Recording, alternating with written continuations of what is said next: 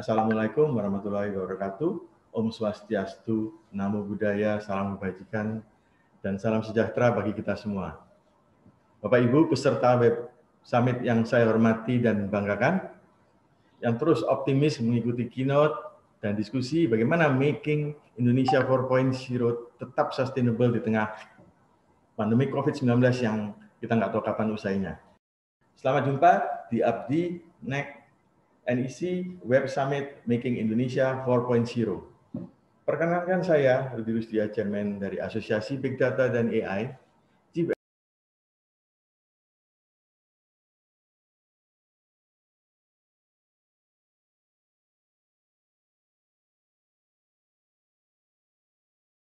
dengan tema What's Next for Digital Transformation in the Manufacturing Industry. Sebelum kita beranjak ke panel diskusi berikutnya, perkenalkan moderator, kami ingin menanyakan kepada tiga pertanyaan kepada Pak David Budiono, Direktur dari AHM. Dari presentasi yang tadi yang sangat menarik, Pak, presentasinya. Ya, pertanyaan pertama kami adalah Astra Honda Motor tadi kami sudah melihat sudah melakukan assessment dan readiness index transformasi menuju industri 4.0.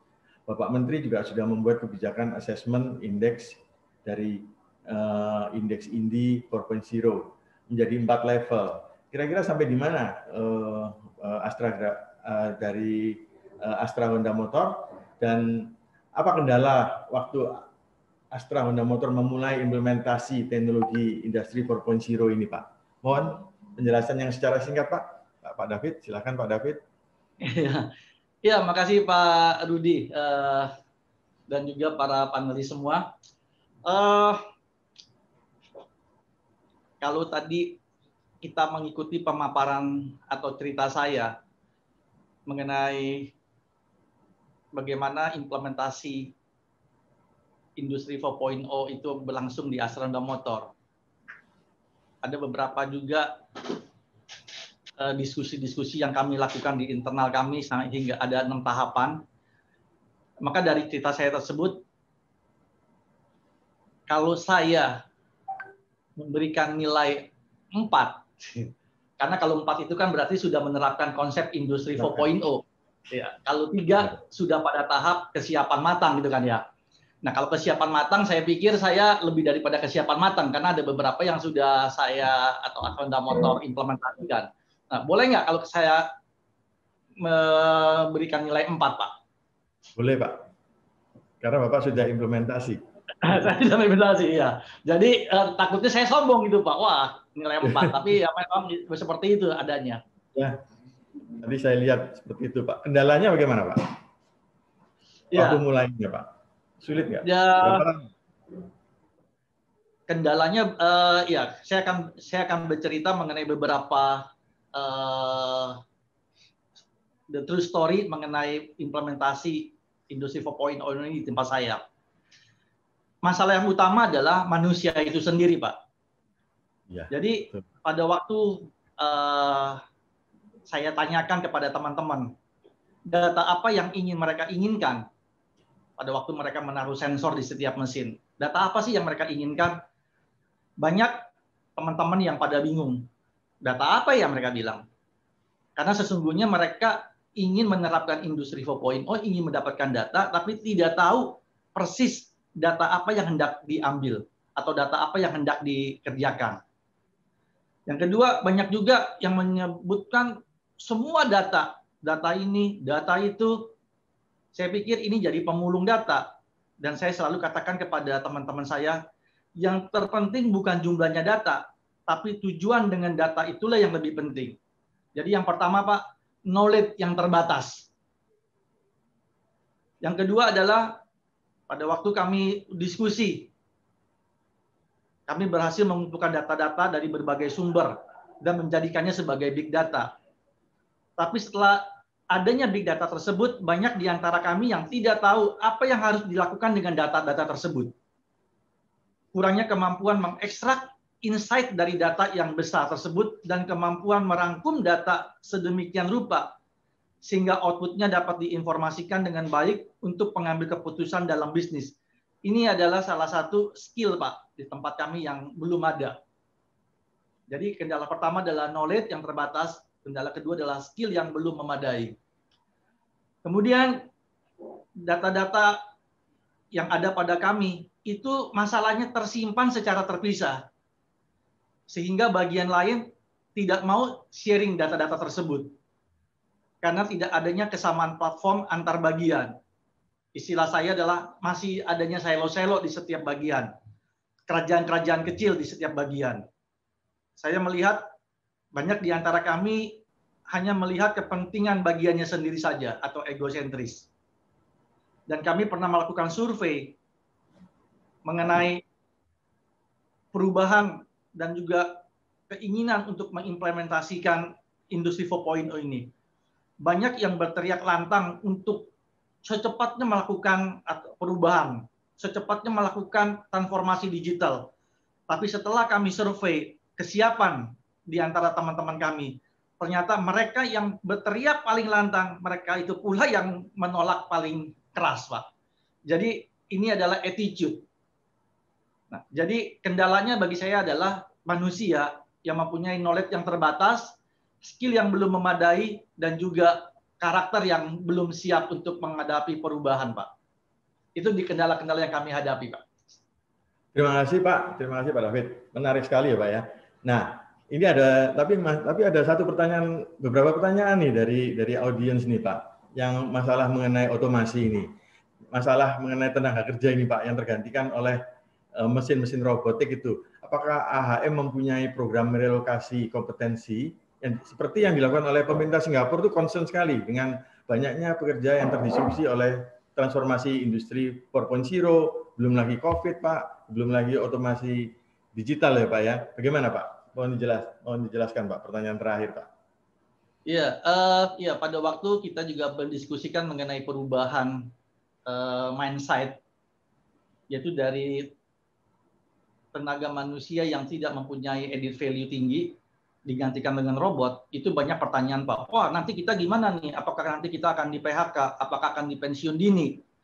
Nah, mungkin yang perlu saya ceritakan juga kepada teman-teman semua, dan ini sudah kami laksanakan juga di Asonda Motor, tidak pernah ada PHK dulu di tempat Asonda Motor. Karena bagi Asonda Motor, PHK itu hukumnya haram lah. PHK itu adalah jalan terakhir.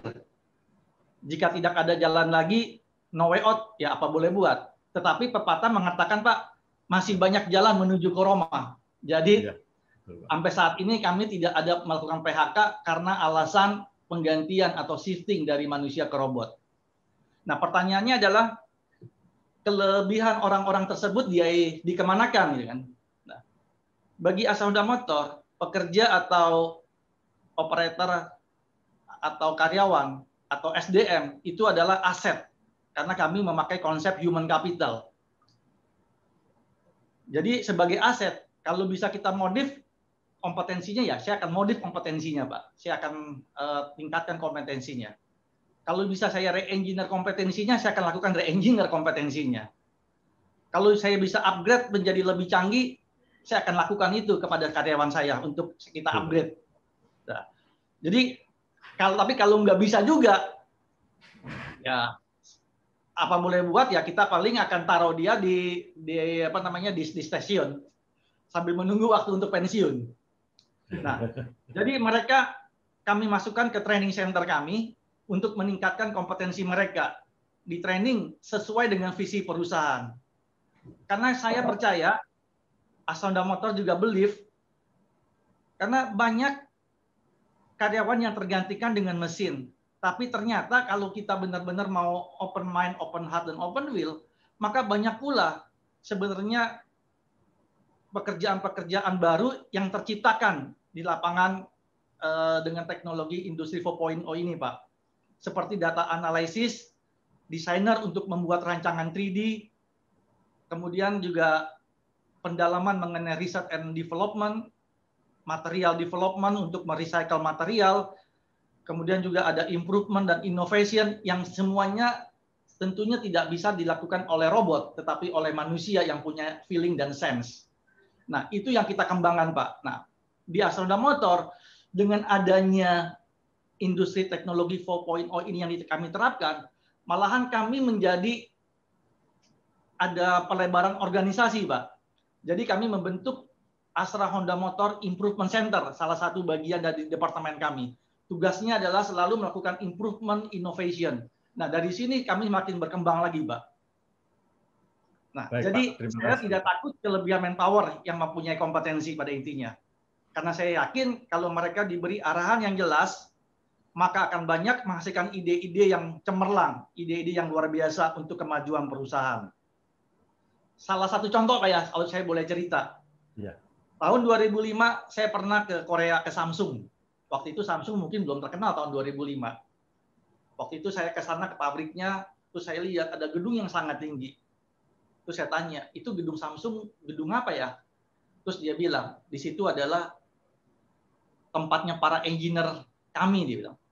Di situ ada, dan dia suruh saya tebak, ada berapa engineer yang ada di sana. Nah, ternyata di sana, Pak, di gedung yang begitu tinggi, ada 800 engineer. Nah, less than 10 tahun, Pak, kita bisa lihat sekarang ini. Ternyata Samsung, kalau kita bicara mengenai handphone saja, dia sudah berhasil menguasai pangsa pasar yang cukup besar.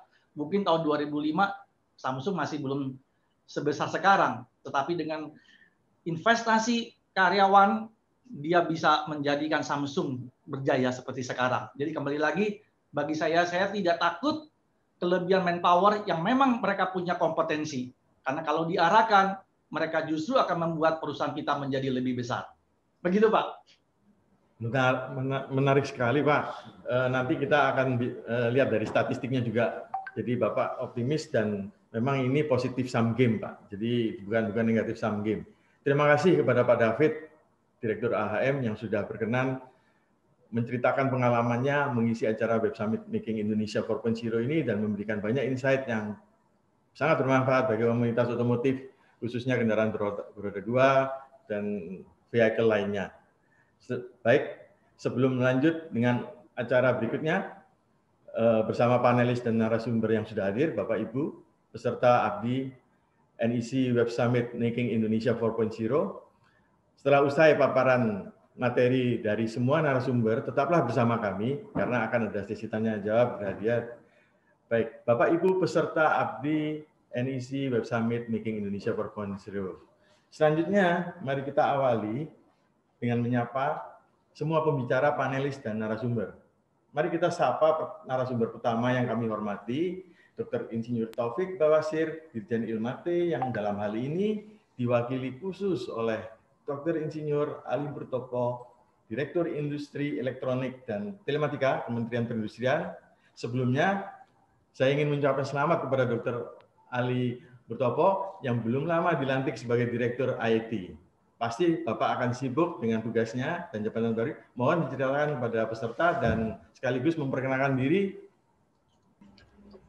Selamat pagi menjelang siang, Bapak Dr. Rudi Rusdia. Selamat pagi menjelang siang, Bapak Ibu narasumber dan kita semua yang ada di forum Web Summit ini. Salam sehat dan sukses untuk kita semua. Baik, berikutnya mari kita sapa Bapak Fatan Gunandar, Sales and Business Development PT NEC Indonesia. Selamat pagi, Bapak Fatan. Bagaimana kesibukan NEC sebagai teknologi provider yang dikatakan tadi oleh Pak Menteri mendukung Making Indonesia 4.0 di tengah pandemik ini, Pak, sekaligus memperkenalkan diri. Ya, terima kasih Pak Rudi. Saya Fatan, di sini saya sebagai PIC untuk Smart Manufacturing dari Sales and Business Development Division. Baik, terima kasih. Kita selanjutnya menyapa Bapak Muhammad Irsan, System Engineer, Senior Manager dari Uniper Network. Apalagi sekarang kan cyber security dan connectivity ini kan menjadi semakin kompleks di era COVID ya Pak ya. Mohon memperkenalkan diri dan mungkin juga perusahaannya Pak. Terima kasih. Oke, selamat pagi semua kepada rekan-rekan panelis dan juga para peserta webinar.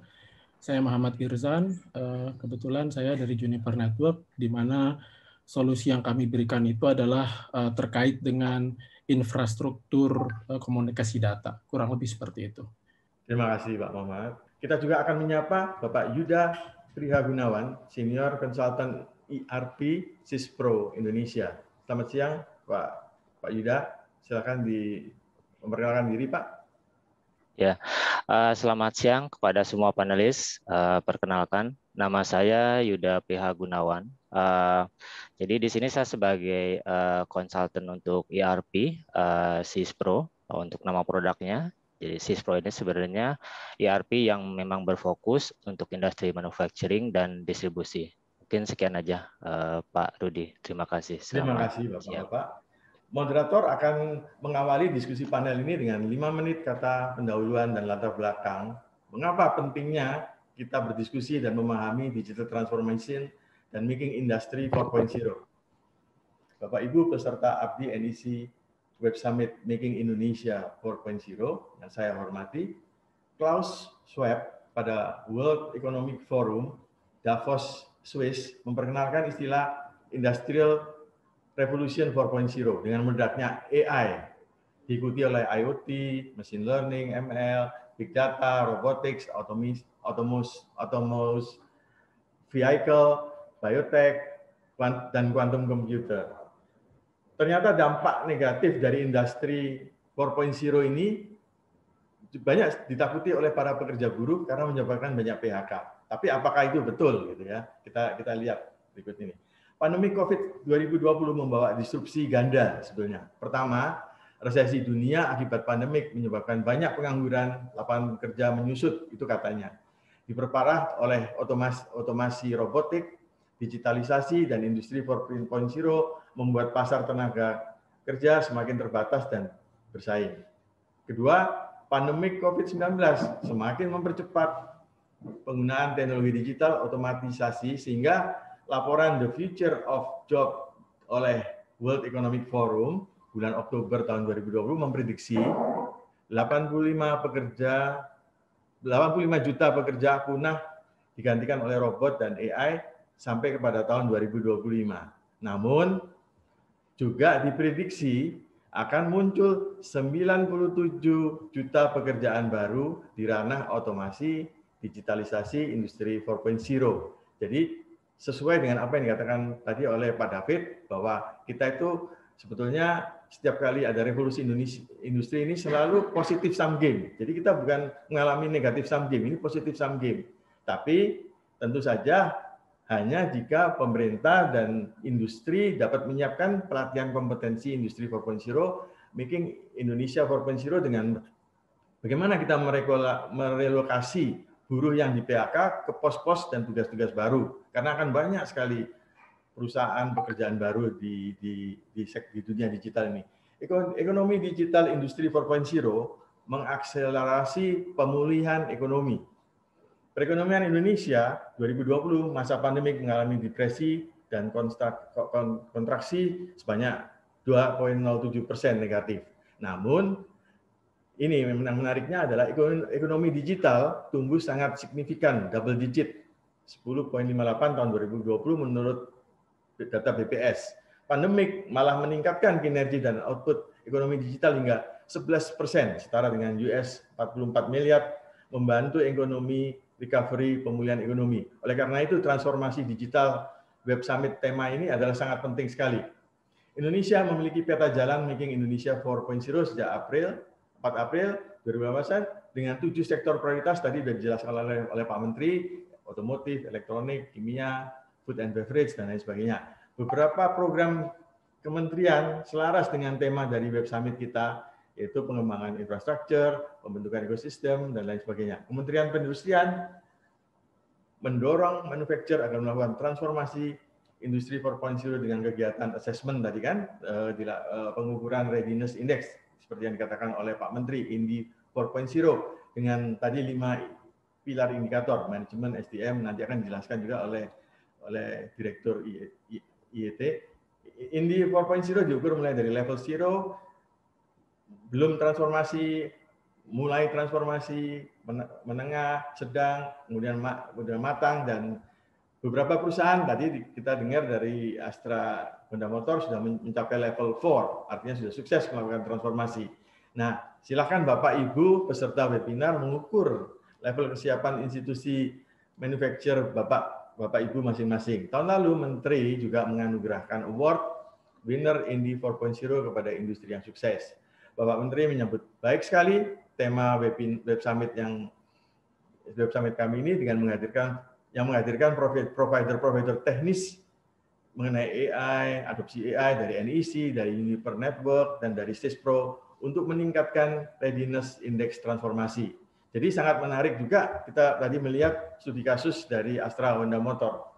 Kementerian Perindustrian juga sudah menyiapkan ekosistem industri 4.0, nanti dijelaskan juga oleh Direktur IT. Semoga memberikan solusi bagi industri Bapak Ibu peserta Web Summit ini dalam melakukan digital transformasi di lingkungan masing-masing untuk mempercepat pemulihan ekonomi kita. Demikian kata sambutan dan latar belakang dari moderator. Baik, kita lanjut. Bapak Ibu peserta Abdi NEC Web Summit Making Indonesia 4.0. Karena waktu terus bergulir, maka kita akan mengawali diskusi pertama, sharing pertama di Abdi NEC Web Summit ini. Kita akan sambut narasumber yang pertama, Dr. Insinyur Taufik Bawasir, Dirjen Ilmate. Dalam hal ini dibawakan oleh Dr. Insinyur Ali Murtopo, Direktur Industri Elektronika dan Telematika, IET, Dirjen Ilmate, Kementerian Perindustrian. Kepada Dr. Ali Murtopo, kami berikan alokasi waktu 15 menit. Waktu serta layar kami persilahkan. Baik Pak Rudi, terima kasih. Bapak Ibu, mohon maaf dari Pak Dirjen, Bapak Dr. Insinyur Taufik Bawasir yang saat ini sedang ada penugasan bersama Bapak Menteri. Beliau menitipkan salam hangat dan bangga atas penyelenggaraan acara ini. Ini menunjukkan semangat kita bersama dalam rangka mewujudkan ataupun menerapkan revolusi industri 4 pada industri manufaktur di Indonesia.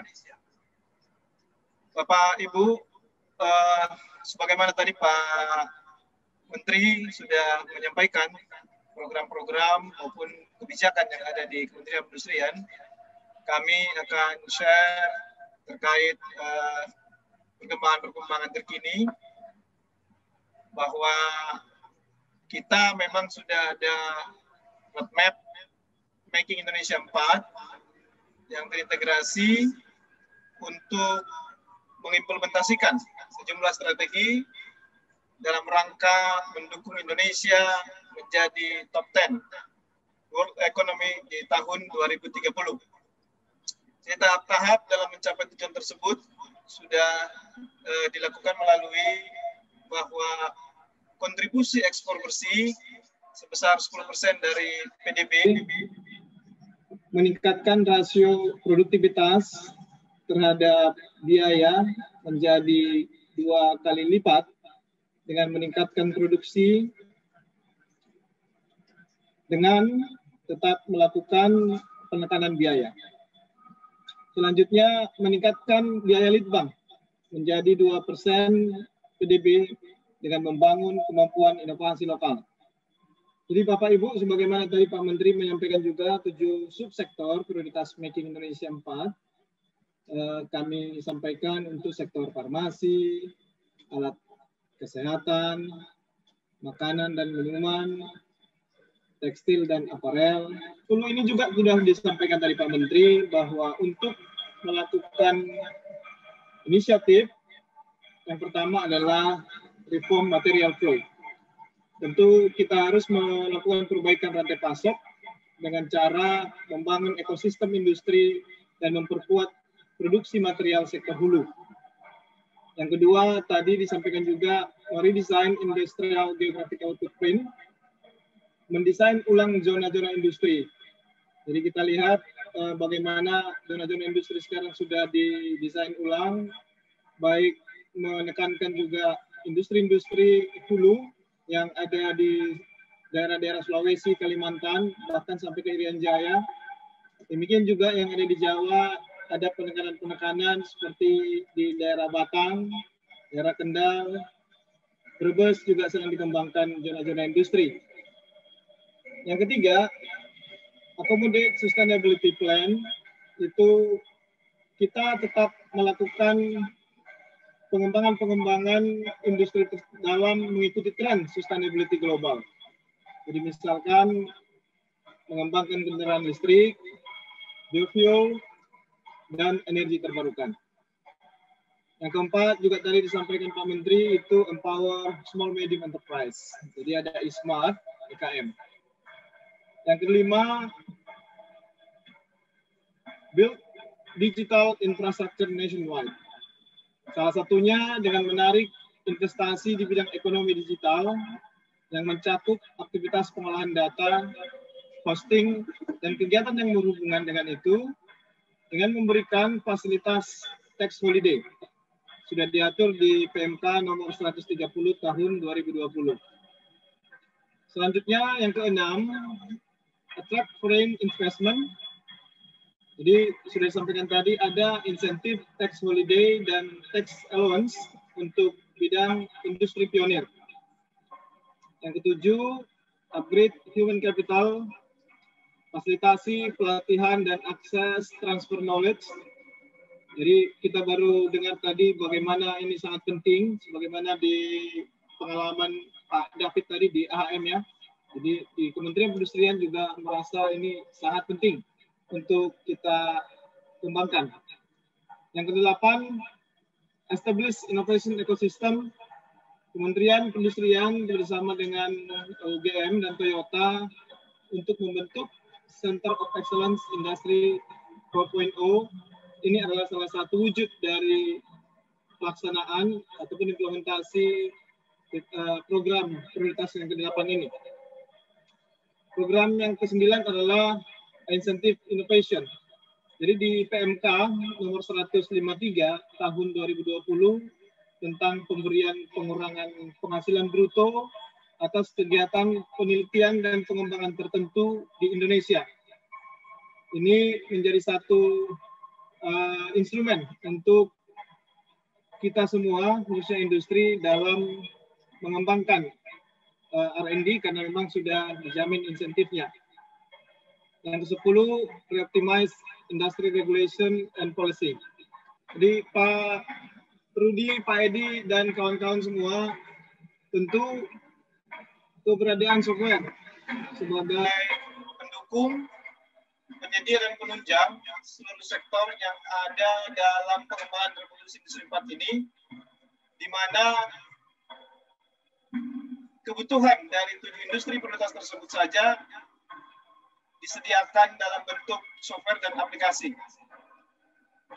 Nah, Pak Rudi sudah berinisiatif dari ABDI bahwa big data yang ada bisa diolah secara otomatis oleh artificial intelligence untuk disajikan dengan lebih efisien kepada industri yang membutuhkannya.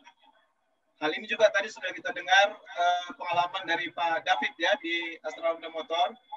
Jadi kita setuju untuk model ini dan ke depan bisa bersinergi maupun berkolaborasi dengan teman-teman nanti dari narasumber yang ada di forum ini, sehingga nanti kita lihat bagaimana achievement Indi itu bisa cepat kita akselerasi gitu Pak Rudi ya.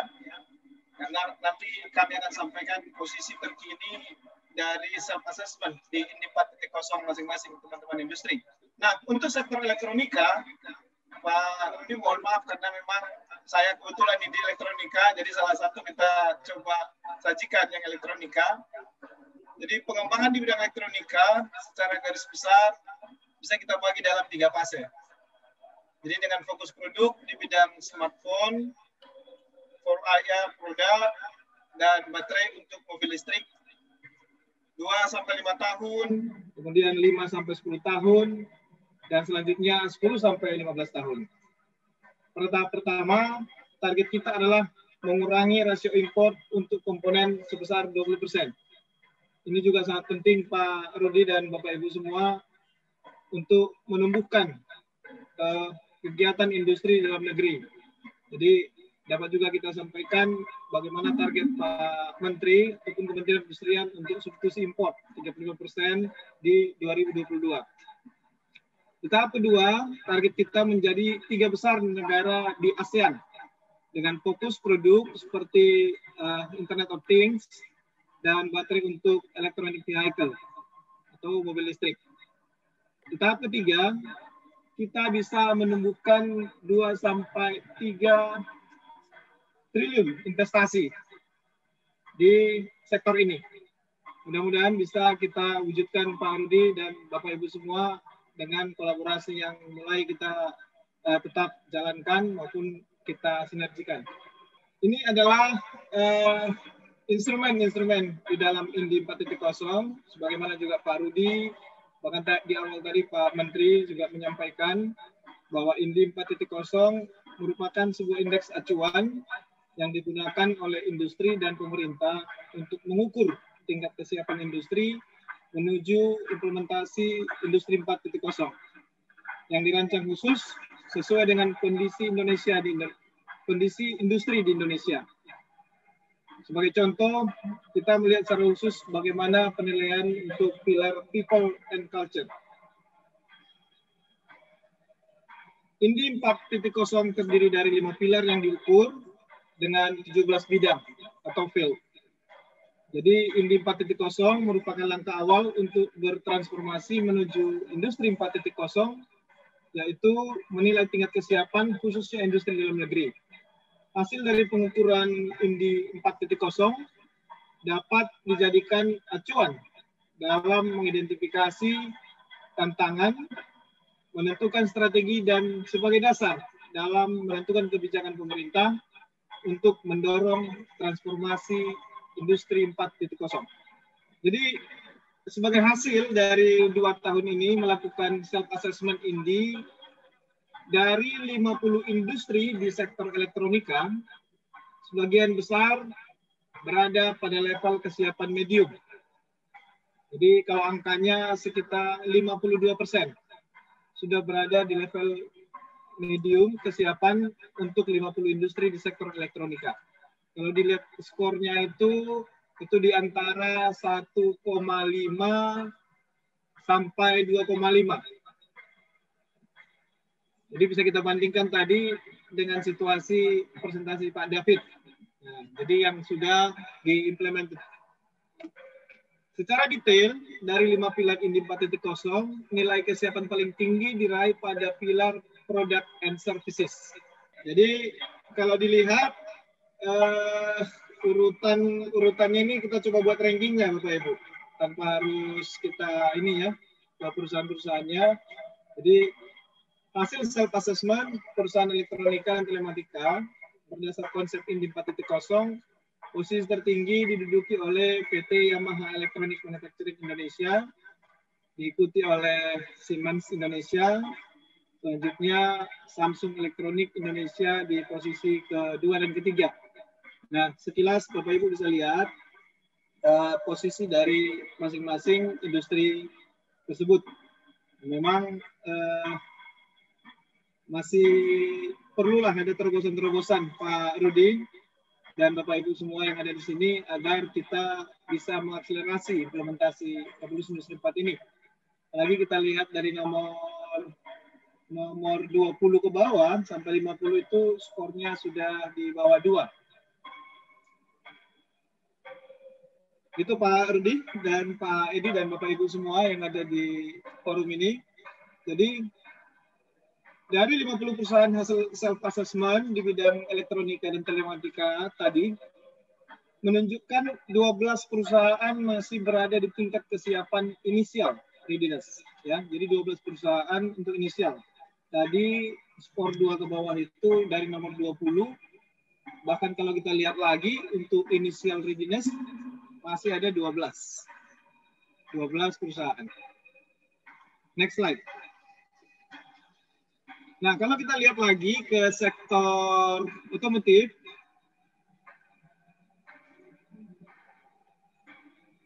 hasil dari self-assessment-nya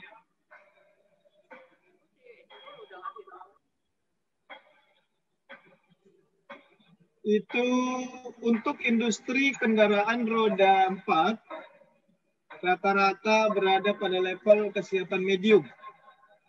Dengan nilai kesiapan paling tinggi berada di product and services. Jadi hampir sama tadi dengan elektronika.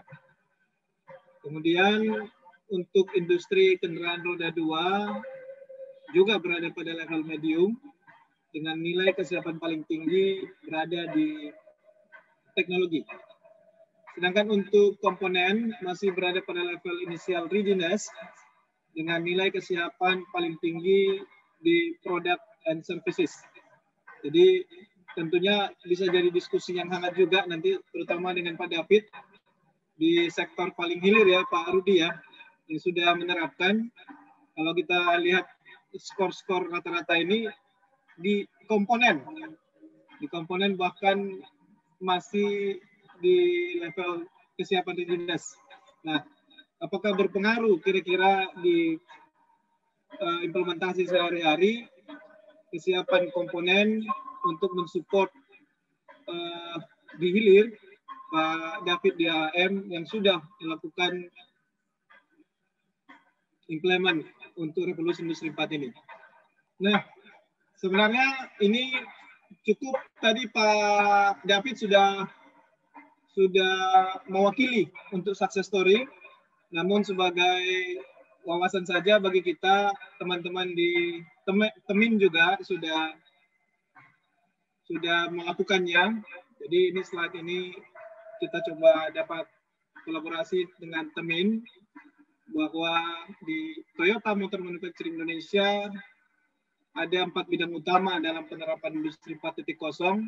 Yang pertama productivity improvement dengan robot process, automation, and predictive maintenance.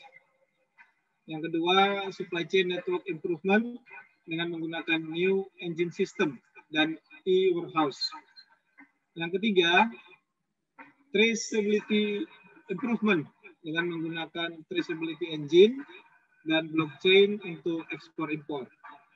Yang keempat, human resource dengan pelatihan di bidang IoT, VR, mechatronic, dan data science. Next slide. Demikian juga teman-teman di Schneider Electric Manufacturing Batam. Sebagaimana kita ketahui, Schneider ini salah satu yang sudah jadi lighthouse ya, penerapan industri 4.0 di Indonesia. Jadi sebagai lighthouse diharapkan dapat menjadi percontohan dan sarana pembelajaran bagi industri Indonesia untuk mengaplikasikan sistem industri 4.0. PT Schneider Electric Manufacturing Batam juga telah memiliki pengalaman dan kemampuan dalam menciptakan smart factory dan transformasi digital. Ya, ini juga sama sebenarnya untuk Polytron ya. Sudah menjalankan juga program-program seperti ini. Selanjutnya kami berharap dengan forum ini Pak Rudi, kita bisa sinergi. Kami dari pemerintah sangat membutuhkan masukan-masukan apa yang bisa kita fasilitasi sehingga akselerasi untuk percepatan implementasi revolusi industri 4 di industri sebagai next step digital transformation bisa segera kita wujudkan. Terima kasih. Assalamualaikum warahmatullahi wabarakatuh.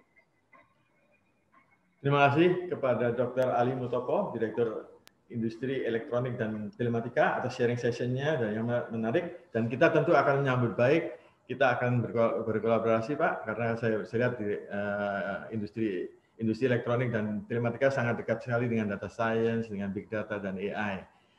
Selanjutnya untuk panelis kedua akan kami ajak narasumber kedua, Bapak Fatan Gunandar, Sales and Business Development Division dari PT NEC Indonesia. Untuk sharing paparannya kepada Bapak Fatan, kami berikan waktu alokasi 15 menit, dan waktu serta layar kami persilahkan. Ya, terima kasih waktunya Pak Rudi. Oke, di sini NEC Indonesia sebagai teknologi partner perusahaan ICT multinasional sangat senang sekali bisa menjadi salah satu ekosistem untuk percepatan inisiatif Making Indonesia 4.0. Tentunya NEC mempunyai unik program serta added value untuk dapat membantu industri meningkatkan efisiensi dan maksimalisasi implementasi Industri 4.0 selaras dan bersinergi dengan arahan Kemenperin. Oke.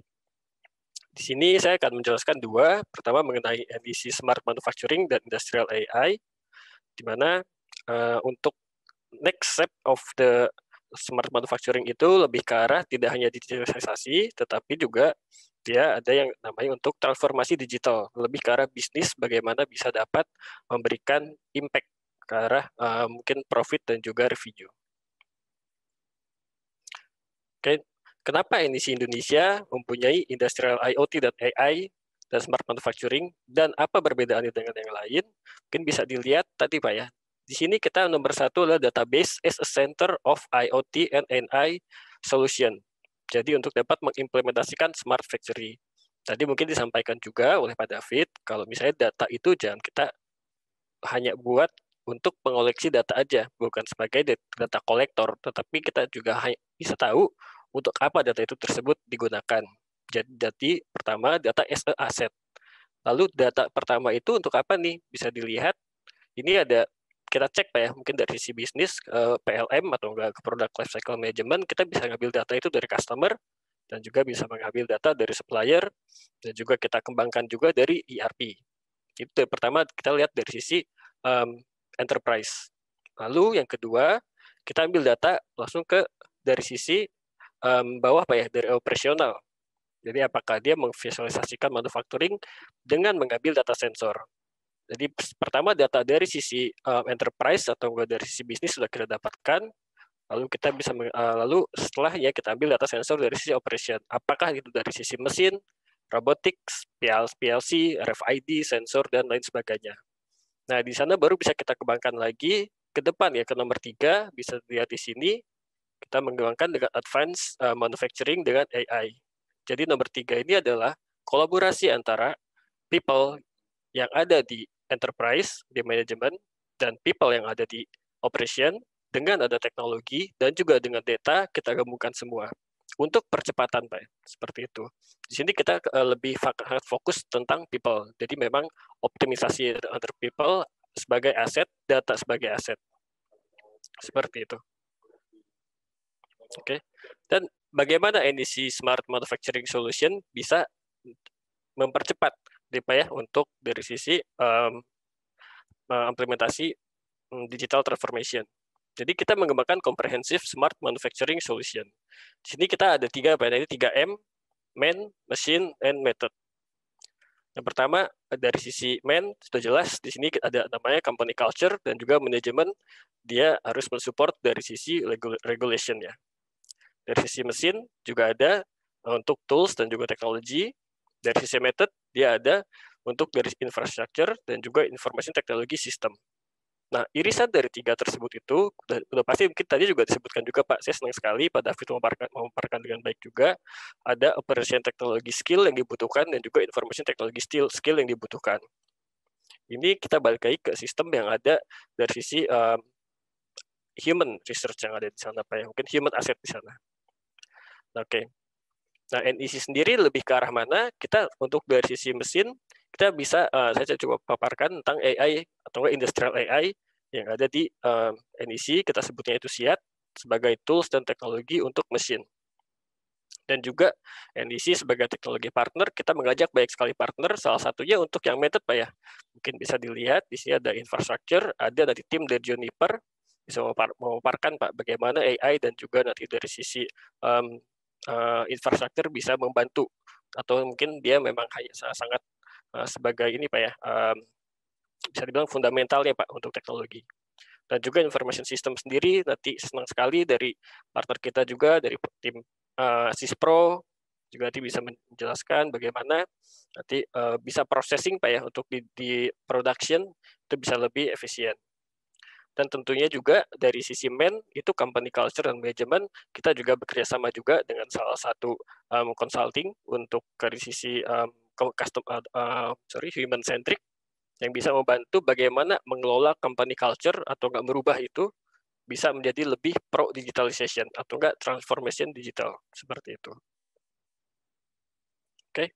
Di sini mungkin bisa kita lihat Pak ya, ini kita layering juga tadi sama dari mulai layer 1, layer 2, layer 3, dan layer 4, di mana kita bagi juga dari antara main, mesin, dan metode. Di sini hanya ada beberapa, bisa dilihat dari sisi infrastruktur sampai ke operation level, data base atau enggak data platform, lalu ke dashboard untuk dari sisi di layer 4, antara AI, analytics, dan juga ERP. Ini kita lihat sebagai ekosistem ya Pak. Jadi NEC sendiri kita sebenarnya sebagai teknologi partner yang banyak bekerjasama sekali dengan berbagai macam global partner Pak. Dari mulai dari yang udah untuk operational level, dari mulai IT dan juga OT-nya, kita juga mempunyai know-how untuk itu, bagaimana cara mengintegrasikan semua ini. Seperti itu. Jadi untuk pengembangannya kita sangat fleksibel Pak. Mungkin dibilang seperti itu. Nah, selanjutnya mungkin bisa kita lihat video atau demonya. Sebenarnya apa sih yang bisa kita kasih lihat ini contohnya Pak ya.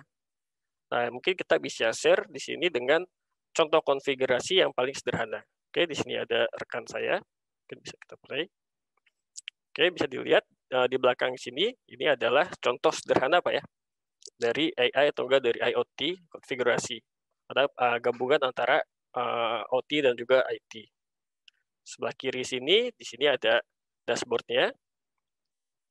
Bisa melihat, mungkin di sini ada beberapa yang kita monitoring, seperti itu. Sebelah kanan ini dia IPC Pak, mungkin dia PC yang sangat kecil, industrial PC, ya kita buat menginstall AI, industrial AI. Ini mungkin udah sering dilihat Pak ya, ini adalah untuk kontrol biasa, PLC, dan juga gabungan di sana untuk ada edge computing. Oke, nah ini kita buat coba demo yang paling sederhana Pak. Dia adalah untuk mini conveyor Pak ya, seperti itu. Kita install ada 4 sensor di sana, dan juga kita tarik untuk langsung dimasuk ke PLC. Di sana kita convert. Oke, kita coba play aja di sini. Nah, dia berfungsi normal Pak di sana. Jadi data-data pun selama secara real time dia langsung kirim melalui cloud. Seperti itu. Nah, untuk data sendiri di sini ada kontrol Pak. Jadi bisa speed kita ubah seperti itu. Apabila nanti ada perubahan, AI dia bisa nge-detect Pak ya. Kalau bisa ada perubahan, misalnya tadi speed-nya berapa, dari threshold berapa, ternyata ada perubahan, lalu dia langsung ada ngasih sinyal. Nah, ada yang sedikit berbeda, tambahannya di sini mungkin Pak ya, itu ada yang di layar itu adalah untuk IPC ya. Jadi sistem yang untuk mengkonvert Pak ya, dari OT, bahasa yang ada di mesin, ke bahasa yang ada di IT. Yaitu biasanya menggunakan CSV untuk dikirim ke database. Seperti itu. Lalu, oke, di sini ada tambahkan kecil Pak ya, ini untuk IPC, dia untuk memasukkan AI-nya. Jadi data-data yang tadi langsung dianalisa dari oleh AI. Dia hanya kecil seperti itu sih Pak. Nah, tadi bisa dilihat Pak, sorry ini hanya contoh aja, jadi ada monitor, ada 4 Pak datanya, speed, suhu, untuk dari voltage, dan juga untuk vibrasi. Nah, mungkin contohnya seperti ini aja sih Pak, terima kasih. Tujuan tadi untuk apa sebenarnya? Jadi dari hal yang sangat kecil sekali kita bisa memulai gitu Pak. Kita udah mulai start dari hanya sensor yang 4 sedikit aja kita coba kumpulkan untuk kita dapatkan memang lebih ke arah dari sisi yang tadi Pak, tujuannya harus jelas dulu. Kita cek sini ya, mungkin ujung-ujungnya dari ke arah productivity, cycle time, product quality. Ini semuanya berhubungan dengan itu. Jadi hanya tadi Pak ya, jadi untuk pengambilan data itu OEE daily atau production volume kita bisa cek langsung. Defect rates juga kita bisa cek. Nah, next-nya bagaimana caranya biar lebih efektif, lebih cepat lagi. Untuk selanjutnya saya akan jelaskan mengenai industrial AI SIAT. Di sini. Jadi industrial AI itu atau enggak SIAT itu disebutnya adalah System Invariant Analysis Technology. Tujuannya untuk maximizing mass production, quality, dan efisiensi. Biasanya selama ini mass production itu hanya bisa dicek melalui visual, Pak. Tetapi dengan adanya pengecekan sensor, kita bisa penambahan satu lagi. Yang sampling itu tidak hanya per lot, tapi kita bisa sampling itu per produk. Seperti itu. Contohnya, ini seperti apa perbedaan modelnya. Kalau misalnya sudah terbiasa dengan machine learning, kita di sini menggunakan ada invariant model. Jadi perbedaannya kita contohkan sebagai ekosistem, perfect ekosistem yang ada di seperti lingkungan kita Pak ya, seperti itu. Kita buat pemodelan dengan adanya relationship, mungkin seperti itu Pak. Nah, relationship itu dibuat dari apa? Dari time series data massive sensor. Nah, kita buat ada invariant model di sana, lalu kita buat real time. Setelah ada modelnya itu, biasanya kita buat model invariant itu dengan usual model, normal model. Jadi setelah itu dibuat real time monitoring. Nah, apabila nanti dari model yang usual itu ada sedikit anomali, kita mungkin sebutnya anomali, maka dia bisa langsung memberikan early warning sebelum defect itu terjadi, sebelum produknya itu dibuat. Seperti itu. Contohnya seperti apa? Ini Pak, jadi kalau misalnya kita ada parts A, B, C, ini kita sebagai, let's say, sebagai mesin injection Pak ya. Ada part A, B, C, setelah assembly, dia baru ketahuan, oh ternyata ini ada yang nggak cocok nih, ada bari nih seperti ini, atau ini ada sesuatu. Dia untuk setelah ada assembly. Dengan adanya SIAT ini, atau enggak ada industrial AI ini, sebelum produk itu terjadi, maka kalau misalnya ada sesuatu gitu yang berbeda, maka dia akan mengasih sinyal seperti itu. Ini contohnya Pak ya. Tadi dari demo kita, demo NEC, kita menggunakan mini conveyor, tapi dalam real kenyataan di lapangannya, ini contohnya kita dengan pengecekan di injection. Sensor apa aja yang penting di sini, kita hanya membutuhkan 3 pun kita bisa start, yaitu dari distance, temperature, dan juga pressure. Dari sana bisa mendeteksi unusual production process. Dan ini untuk mass production. Seperti itu. Jadi early detection of failure, dengan seperti itu kita bisa memberikan banyak yield improvement yang lebih besar Pak ya. Nah, Pak, seperti apa sih sebenarnya sistem yang benarnya seperti ini Pak? Jadi kita bisa ngecek hanya dalam start sekitar 30 menit dia langsung memberikan anomaly detection. Jadi 24 detik sebelumnya, sebelum failure terjadi atau enggak sebelum terjadi adanya punching, itu dia langsung memberikan anomaly detection. Anomaly detection ini bisa kita kembangkan lagi, misalnya dengan integrasi untuk langsung memberikan sinyal, atau enggak memberikan relay ke mesin untuk langsung mati. Jadi sebelum itu terjadi, dia langsung memberikan automatic stop the equipment seperti itu. Nah, ini dengan adanya ini maka produk yang kita yang kita nanti produksi bisa lebih maksimal Pak yield-nya, hasilnya. Oke, kita langsung masuk ke demo aja. Saya coba showing untuk web-based SIAT industrial AI yang ada di NEC Indonesia.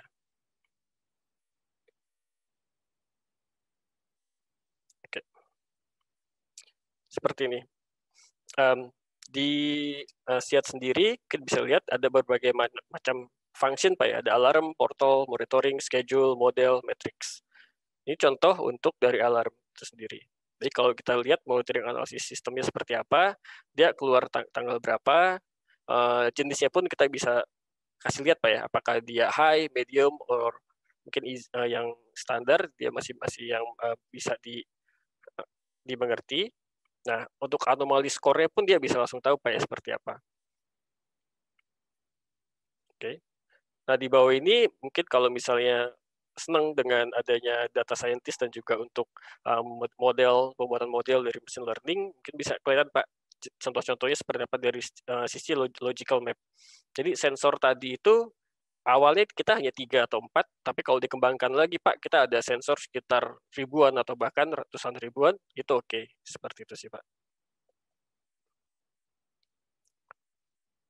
Oke, kembali lagi ke PowerPoint. Jadi apa sih sebenarnya yang NEC provide? Kita memprovide untuk dari si industri 4.0 dengan ada industrial AI untuk memulai dengan sesuatu yang kecil Pak, tapi dengan memberikan big yang impact yang besar sekali. Dengan udah jelas tadi. Pertama kita juga ada datanya, kita juga harus tahu big datanya. Setelah itu kita tahu tujuannya apa, lalu kita tembak ke sana Pak, sesuai dengan kebutuhan. Apakah dia lebih ke arah UII, atau mungkin lebih ke arah quality control, atau mungkin ke arah ke maintenance. Jadi bisa dilihat di sini kita start dengan hanya simple konfigurasi, bisa langsung memberikan production sampai ke zero defect. Lalu juga untuk maintenance-nya juga langsung bisa masuk ke zero failure. Lebih ke arah situ. Nah, banyak pertanyaan juga ke saya, Pak, untuk investment-nya seperti apa? Kita ada bisa memberikan berbagai jenis ini Pak ya, provide dari sisi finance. Mungkin ada investment plus juga subscription. Di sana mungkin bisa dibilang OPEX Pak ya, untuk operation. Lalu juga ada juga kita hanya untuk subscription aja. Jadi start dengan yang sangat kecil, tapi dengan kebutuhan yang jelas, Pak. Seperti itu. Terima kasih atas waktunya. Apabila ada pertanyaan, silakan coba ditanyakan. Terima kasih kepada Bapak Fatan atas penjelasannya tadi. Sangat menarik sekali. Berikutnya, saya akan mengajak narasumber ketiga, Bapak Muhammad Irsan, System Engineering Senior Manager Juniper, untuk turut berbagi ilmu pengalaman dalam topik hari ini. Kepada Bapak Irsan, waktu dan layar kami persilahkan. Terima kasih kepada teman-teman semua yang sudah menghadiri webinar ini. Perkenalkan, saya Muhammad Irsan, saya dari Juniper Network. Juniper Network itu adalah vendor penyedia perangkat untuk infrastruktur komunikasi data. Nah, seperti yang sudah disampaikan oleh pembicara sebelumnya, kalau kita lihat perbedaan utama antara traditional manufacturing dengan modern manufacturing itu adalah bahwa di modern manufacturing data itu penting dan data itu dibutuhkan secara real time. Artinya data-data yang berasal dari semua perangkat yang ada di dalam pabrik misalnya itu harus bisa sampai ke pengambil keputusan sehingga mereka bisa melakukan sesuatu lah berdasarkan data tersebut. Nah, kalau kita lihat di situ, agar datanya bisa sampai secara real time dari perangkat ke pengambil keputusan, maka kita butuh infrastruktur komunikasi data. Nah, itu adalah solusi yang coba diberikan oleh Juniper di dalam industri manufacturing modern seperti ini. Nah, yang akan saya coba sampaikan di kesempatan pada saat ini adalah saya ingin berbicara dari sisi infrastruktur komunikasi datanya seperti apa. Oke, jadi ada 3 hal yang saya ingin sampaikan pada kesempatan ini. Pertama, saya akan berbicara tentang evolusi dari network infrastructure itu seperti apa. Kemudian pada saat kita mendeploy infrastruktur jaringan atau infrastruktur komunikasi data, life cycle-nya itu seperti apa. Kemudian yang ketiga, itu saya ingin memperlihatkan lah seperti apa sih AI-based network operation itu bisa kita lakukan. Oke, jadi kalau kita lihat network itu berevolusi. Kalau dari pengalaman sih sudah hampir lebih dari 20 tahun lah. Oke. Network itu biasanya terbatas, Pak. Jadi biasanya aplikasi yang digunakan itu terbatas. Misalnya seperti file server. Oke. Kemudian biasanya modelnya adalah client server seperti itu, dan biasanya network itu digunakan untuk waktu tertentu saja, misalnya pada saat jam kerja. Tapi sekarang kita lihat network itu boleh dibilang digunakan untuk berbagai macam jenis aplikasi.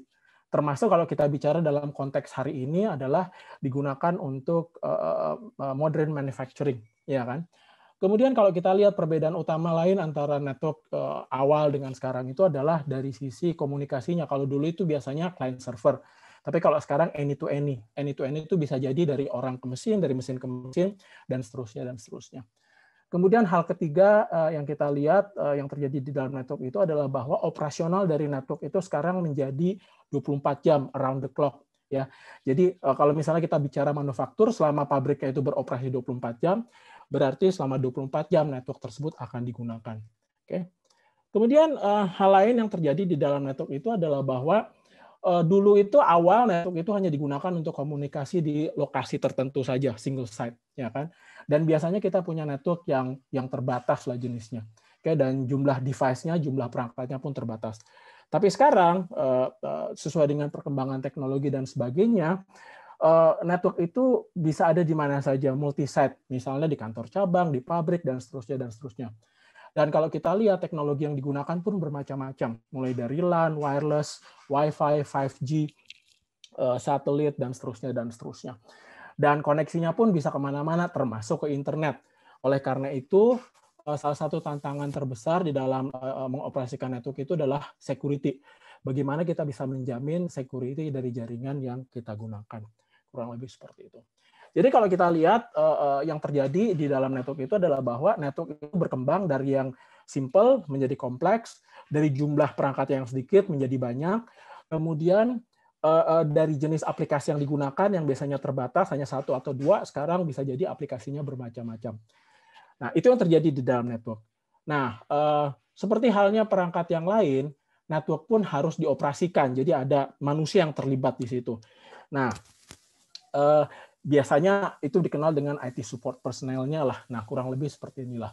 Dulu network bisa di-handle oleh sejumlah orang gitu kan. Nah, kemudian networknya berkembang menjadi lebih besar. Nah, apa yang terjadi itu adalah bahwa biasanya ini dari pengalaman ya Pak ya, pengalaman pribadi, pengalaman dari customer kita, walaupun networknya itu berkembang menjadi lebih besar, biasanya dari sisi tim support network itu perkembangannya tidak linear. Artinya katakanlah networknya berkembang menjadi 10 kali lipat, tapi kalau dilihat dari tim supportnya, boleh jadi perkembangannya tidak menjadi 10 kali lipat juga. Oke, biasanya seperti itu. Nah, oleh karena itu, ini menjadi tantangan tersendiri untuk mengoperasikan network, di mana sekarang dengan jumlah orang yang sama, tapi harus memanage, mengoperasikan network yang jauh lebih besar, baik dari ukuran, lokasi, dan jenis perangkat. Nah, oleh karena itu di sini kita butuh tool, kita butuh alat yang membantu dari tim tersebut untuk melakukan proses otomatisasi. Jadi di sini automation itu menjadi bagian penting untuk mengoperasikan network. Kita tidak bisa lagi mengoperasikan network tanpa adanya tool atau alat yang bisa membantu hal tersebut. Nah, di sini teknologi yang bisa digunakan untuk automation itu bisa bermacam-macam. Salah satunya adalah teknologi berbasiskan AI, machine learning, atau deep learning algorithm. Kurang lebih seperti itu. Oke, nah jadi kalau kita lihat network yang tadinya sederhana menjadi lebih kompleks, tapi yang menjadi tantangan itu adalah bahwa tim supportnya itu tidak bertambah sesuai dengan perkembangan networknya. Oleh karena itu di situ tool untuk mengoperasikan network itu menjadi bagian penting ke depan itu akan seperti apa. Nah kemudian kalau kita lihat dari life cycle networknya sendiri, pada saat kita mendeploy network gitu ya, biasanya dibagi menjadi 3 fase. Ada yang kita sebut sebagai day 0, day 1, day 2. Day 0 itu berkaitan dengan perancangan dari networknya. Baik itu perancangan di atas kertas maupun dengan menggunakan tool atau dengan menggunakan alat gitu ya, dengan menggunakan software misalnya. Nah, kemudian setelah kita menentukan networknya akan seperti apa, setelah kita menentukan perangkat apa yang akan kita gunakan, maka kita akan masuk ke fase kedua, yaitu day 1, di mana kita akan mengkonfigurasi perangkatnya. Misalnya contoh, memasang perangkatnya di lokasi, menghubungkan listriknya, menghubungkan kabelnya, dan seterusnya. Kemudian kita melakukan konfigurasi dan kita melakukan pengetesan. Nah, setelah perangkat infrastruktur tersebut terpasang, maka network tersebut bisa digunakan, ya kita bisa gunakan tergantung jenis aplikasinya apa ya. Kalau misalnya kita bicara manufaktur, berarti bisa digunakan untuk proses manufacturing tersebut. Nah, di sini kita akan masuk ke day 2. Day 2 itu di mana kita mengoperasikan networknya. Nah, di sini fungsi dari tim support itu adalah memastikan bahwa networknya itu berfungsi sesuai dengan apa yang kita inginkan. Nah, berarti sekarang kita harus tahu, sama seperti pada saat kita membawa kendaraan gitu ya, pada saat kita berada menjadi supir gitu kan, yang kita lakukan adalah kita harus melihat kondisi di jalanannya seperti apa, sehingga kita bisa mengambil keputusan apakah kita harus ngerem, apakah kita harus belok kanan, atau kita belok kiri, dan seterusnya. Nah, kasusnya juga sama. Pada saat kita mengoperasikan network administrator atau network operator, dia harus tahu kondisi network seperti apa. Jadi harus punya data. Nah, masalahnya adalah datanya itu bukan dalam jumlah yang sedikit. Nah, berdasarkan data itu, dia bisa melakukan validasi, misalnya memastikan bahwa networknya itu beroperasi sesuai dengan keinginannya. Sesuai dengan tujuannya.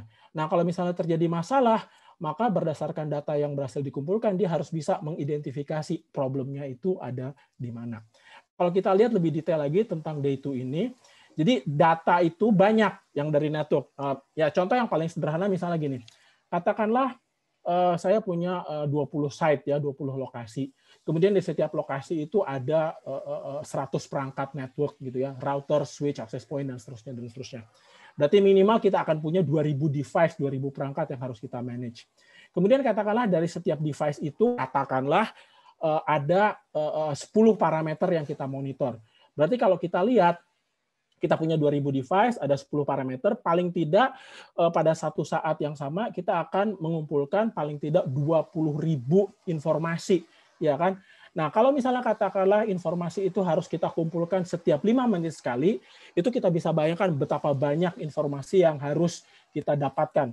Nah, di sini kalau misalnya kita tidak punya tool yang bisa kita gunakan untuk membantu kita untuk melakukan proses analisa, maka kita sebagai network operator akan kewalahan. Oke, kurang lebih seperti itu. Jadi tujuannya adalah bagaimana kita bisa mengoperasikan network tersebut. Nah, jadi di sini platform yang kita gunakan untuk mengoperasikan network, untuk mengotomatisasi itu menjadi bagian penting dari operasional network kita. Itu. Jadi ada dua hal sebenarnya yang saya ingin sampaikan di sini. Pertama adalah bahwa infrastruktur komunikasi data itu menjadi bagian penting dari modern manufacturing. Kemudian yang harus diingat bahwa adalah network itu menjadi semakin kompleks sesuai dengan perkembangan, ya kan? Nah, yang menjadi tantangan itu adalah bahwa biasanya nih kalau dari pengalaman tim support dari networknya itu biasanya terbatas. Oleh karena itu kita butuh perangkat atau kita butuh tool, butuh alat untuk bisa membantu manusia yang mengoperasikan network itu untuk bisa mengoperasikan networknya secara jauh lebih efisien. Kurang lebih seperti itu. Nah, jadi yang menjadi yang harus kita perhatikan kalau dari sisi network itu adalah bahwa IT itu harus bisa beradaptasi lah, ya kan? Networknya harus menjadi simple karena kita punya network yang menjadi lebih kompleks gitu kan. Kemudian kita automation. Nah, di sini automation itu menjadi bagian penting dari bagaimana kita mengoperasikan network tersebut. Oke, kurang lebih seperti itu. Nah, saya ingin memperlihatkan demo. Di sini adalah contoh tool atau perangkat yang dikembangkan oleh Juniper untuk manage network operation. Nah, ini contoh adalah software yang dikembangkan oleh Juniper. Software ini kita kembangkan berdasarkan dengan menggunakan teknologi artificial intelligence. Oke, jadi contoh ini adalah portalnya, dashboardnya, user interface-nya dari software tersebut. Nah, di sini di portal tersebut itu ditampilkan informasi yang sudah dikumpulkan dari jaringan. Jadi kalau di sini kita lihat bahwa kita bisa memonitor berbagai bagian dari network, mulai dari yang Wi-Fi, wired, WAN, dan seterusnya. Kemudian informasi itu kita bisa tampilkan di sini. Nah, karena teknologi ini kita kembangkan berdasarkan teknologi AI atau artificial intelligence, maka salah satu yang kita coba bawa di sini adalah bagaimana kita mempermudah operasional dari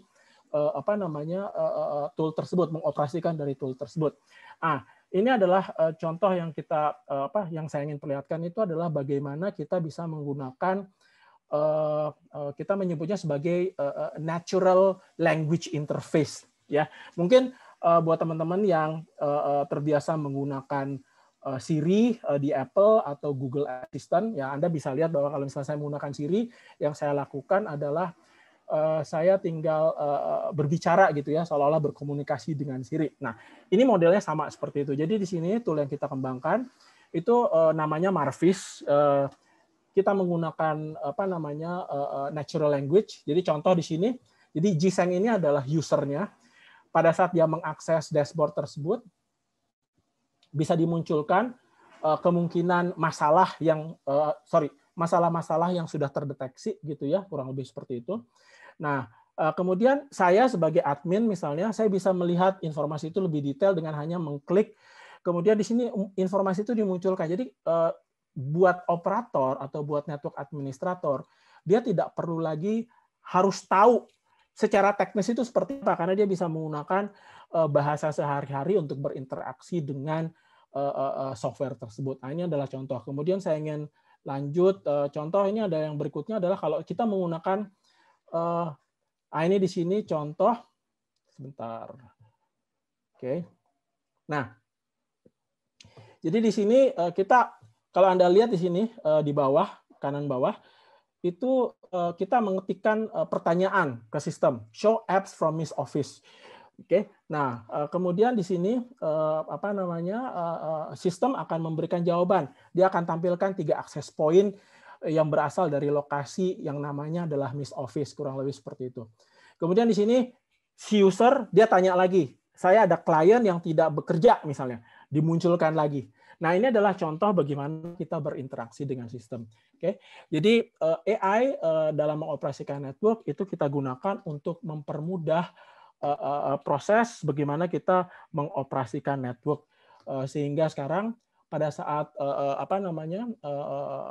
saya misalnya sebagai manusia yang mengoperasikan network tidak perlu lagi tahu secara detail, dan juga saya tidak perlu harus login ke sistem secara terus-menerus untuk mengetahui kondisi dari network, karena data itu bisa dimunculkan semua di sini. Ini adalah contoh bagaimana AI atau artificial intelligence digunakan untuk membantu mengoperasikan network, karena tadi yang saya bilang di depan, tantangannya adalah bahwa network itu semakin besar, semakin kompleks, sementara dari tim supportnya jumlah orangnya tidak bertambah. Nah, itu yang ingin saya sampaikan pada kesempatan ini. Baik, mungkin dari saya segitu dulu. Saya kembalikan lagi ke moderator. Terima kasih. Terima kasih Bapak Irsan atas sharing session dan pemaparan presentasi yang sangat menarik dan komprehensif tentang solusi Juniper menghadapi network yang semakin kompleks ya Pak ya. Dan dengan memaparkan teknologi AI, Autonomous Network mendukung sistem yang tadi sebelumnya dipresentasikan oleh Pak Fatan dari NEC. Sangat menarik. Selanjutnya untuk sharing session keempat pada Abdi NEC Web Summit Industry 4.0. Last but not least, presentasi yang lebih menarik lagi, saya mengajak narasumber keempat, Bapak Yuda Prihagunawan, Senior Consultant ERP Sispro Indonesia, untuk turut berbagi ilmu pengalaman. Perusahaan Sispro ini adalah perusahaan global di banyak negara dengan memanfaatkan AI. Waktu dan layar kami persilahkan. Terima kasih Pak Rudi. Terima kasih semuanya. Jadi kali ini nama saya Yuda Prihagunawan. Saya sebagai konsultan untuk ERP Sispro Indonesia. Jadi untuk hari ini saya akan mencoba sharing beberapa sistem atau yang ada di Sispro. Untuk kali ini saya akan membawakan satu tema dengan digitization with Sispro dengan menggunakan fungsi manufacturing operation management untuk industri 4.0. Jadi sebelumnya saya perkenalkan dulu untuk Sispro. Jadi kami ini adalah perusahaan ERP dan untuk fungsinya itu sendiri sebenarnya secara komprehensif solusi kita punya. Dan kita mulai berdiri itu 1978 Pak. Jadi kurang lebih 40 tahun sampai sekarang dan ada di beberapa negara seperti itu. Nah, apa yang di coverage oleh sistem kami itu sebenarnya kita fokus di industri manufacturing dan distribusi, terutama untuk subnya itu ada automotive part and accessories.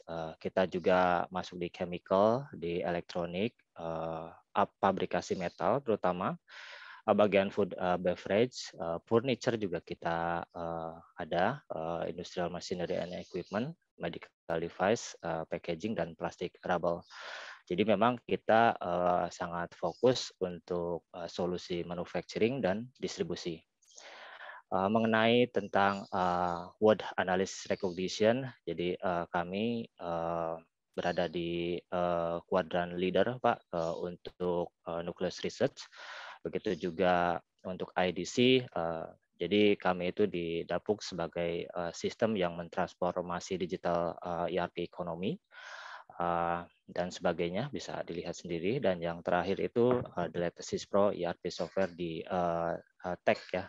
Mungkin kita semua tahu tentang tech, jadi Sispro ini sudah certified by tech juga.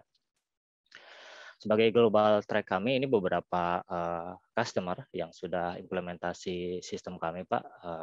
Mungkin di sini bisa dilihat ada bagian manufacturing, ada beberapa juga bagian distribusi. Oke, saya hari ini ingin berbagi tentang spesifik ke solusi manufacturing terutama. Jadi sebelum kita berlanjut, kita bertanya kadang-kadang sebenarnya bagaimana dengan performa manufacturing kita. Gitu. Apakah manufacturing proses kita sudah menjadi world class manufacturing, atau kadang-kadang mungkin kita beranggapan bahwa manufacturing proses kita masih sifatnya average class, masih biasa seperti yang lainnya, atau bahkan masih starter class manufacturing gitu. Nah, otomatis untuk memperoleh informasi tersebut kita membutuhkan satu piranti atau satu solusi atau satu sistem yang bisa mengukurnya. Baik. Nah, misi kami itu adalah menghubungkan antara top floor dengan soft floor. Seperti kita ketahui bahwa mungkin beberapa company ada yang sudah punya ERP, tetapi sifatnya itu masih silo dengan soft floor. Mungkin sudah silo dengan soft floor, tapi pola data akuisisinya itu masih manual seperti itu. Nah, yang kami lakukan adalah mengintegrasi antara soft floor dengan top floor, dengan menyediakan manufacturing execution system tentunya dengan tujuan meningkatkan output dan margin. Intinya kita akan mencoba mengeliminasi beberapa loss. Pastinya biasanya kalau kita bicara manufacturing, banyak sekali hal-hal ataupun mungkin secara teknis ataupun sistem yang menyebabkan loss kita tinggi. Jadi secara komprehensif solusi sebenarnya manufacturing operation management itu ada 6. Ada bagian advance planning-nya juga, bagaimana kita melakukan planning terhadap proses manufacturing kita secara fleksibel. Terusnya juga bagaimana kita melakukan data collection dari shop floor manufacturing kita. Terusnya juga apa yang bisa di provide oleh sistem untuk atau dalam rangka factory digitization, automation, dan penggunaan AI tentunya. Yang keempat itu bagaimana menghitung performance atau loss management yang seperti kita ketahui bahwa OLE ataupun overall labor effectiveness dari sisi orang ataupun operator ataupun employee. Begitu juga ada dari sisi equipment, seberapa efektifkah equipment kita melakukan proses produksi, dan CIP itu adalah agregasi keduanya. Jadi kita setidaknya melihat bahwa apakah produksi kita itu sudah efektif atau belum. Nah, setelah itu juga ada factory collaboration. Jadi ini untuk menghilangkan barrier komunikasi antara soft floor dengan top floor. Biasanya kan ada by paper dan sebagainya. Nah, kita usahakan semua hasil itu dalam bentuk sistem atau paperless shop. Dan yang terakhir, sistem ini bisa dimasukkan di any device dan bisa diakses anywhere. Kalau kita bicara manufacturing operation management, sebenarnya satu cycle-nya itu ada schedule, kita publish schedule-nya, setelah itu kita collect, kita lakukan tracking, setelah tracking kita analisa datanya, justru dari analisa tersebut kita akan lakukan improvement. Ada 2 hal atau aset yang sangat berharga di manufacturing kita. Itu yang pertama itu adalah orang. Mungkin tadi dari pembicara terdahulu juga sudah dikemukakan bahwa the big asset in our manufacturing itu adalah orang dan mesin. Maka dari itu kita harus mampu mengukur ataupun mengontrol kedua resources ini seberapa efektifkah, atau mencek atau memaintain apakah ada bottleneck yang terjadi dan seterusnya. Nah, dengan metode pengukuran overall labor effectiveness, kita akan mampu melihat seberapa efektifkah employee kita di manufacturing, di proses manufacturing, dan untuk OEE atau overall equipment effectiveness, seberapa baguskah atau seberapa efektifkah untuk equipment ataupun mesin yang kita jalankan di proses manufacturing. Jadi dengan menggunakan matrix availability, performance, dan quality, sistem bisa mampu mencek, mendetek per hari, day to day, OLE ataupun OEE terhadap komponen manufacturing kita yang ada di lapangan. Saya coba ilustrasikan seperti ini. Jadi untuk labor sendiri, bagaimana sistem akan melakukan penghitungan atau pengindeks nomoran terhadap OLE yang terjadi. Misalkan di sini ada seorang operator, dia itu di mesin production setup untuk MBFI 01, misalnya ini nama mesinnya. Di sini kita lihat bahwa transaksi yang dia lakukan itu melakukan clock in pukul 8 misalkan, dan dia keluar sekitar jam 5 sore atau 05 PM. Kita bisa detect bagaimana proses yang dia lakukan di shop floor. Jadi kalau kita lihat di sini ada idle time-nya, ada waktu produktifnya, setelah itu dia ada break juga, ada lunch, setelah itu ada training, dan ada pembersihan. Nah, dari semua aktivitas itu kita bisa melihat bahwa ada waktu yang produktif, ada waktu yang tidak produktif. Nah, dengan benchmarking tertentu, kita bisa menghitung seberapa besar sebenarnya keefektifan pekerja tersebut di lapangan. Dengan mengukur availability, contohnya misalkan di sini ada 70%, artinya bahwa untuk availability waktu untuk employee ini masih cukup bagus, masih cukup banyak. Performanya misalkan, oh ternyata 80%, performanya itu cukup bagus, dan kualitas 90%, sehingga OLI yang didapatkan adalah 50%. Nah, angka ini yang akan nanti di-capture oleh sistem, dan bagaimana kalau parameter tersebut kita terapkan ke semua operator atau grup operator yang ada di shop floor mesin, sehingga di satu dashboard yang sama kita bisa melihat seberapa efektifkah pekerjaan manufacturing kita di shop floor. Kita juga bisa melihat secara grafis naik turun, mungkin up and down-nya dari sisi availability, performance, quality, ataupun misalkan output-nya seperti itu. Nah, itu yang dinamakan dengan overall labor effectiveness. Jadi kalau kita melakukan benchmarking, Ibu Bapak, jadi kalau angkanya itu secara nilai agregat itu masih 40%, artinya kita itu masih ada di posisi average, masih sama seperti ini, masih standar lah. Nah, sedangkan untuk mencapai world class industry, nilai OLI yang Ibu Bapak punya itu harus lebih besar dari 75%. Baik dengan sistem yang ada, dan kita bisa menghitungnya atau bisa mengenablement angka ini, otomatis secara komprehensif ini akan berakibat juga terhadap semua lini ya, termasuk dari sisi kesejahteraan, dari sisi kompetisi industri, dari sisi cash flow dan sebagainya. Oke, baik, itu dari sisi labor. Bagaimana dengan equipment? Hal yang sama kita bisa lakukan, Pak, Bu. Jadi kita bisa mendaftarkan ataupun kita bisa merecognize seberapa efektifkah penggunaan mesin di shop floor kita.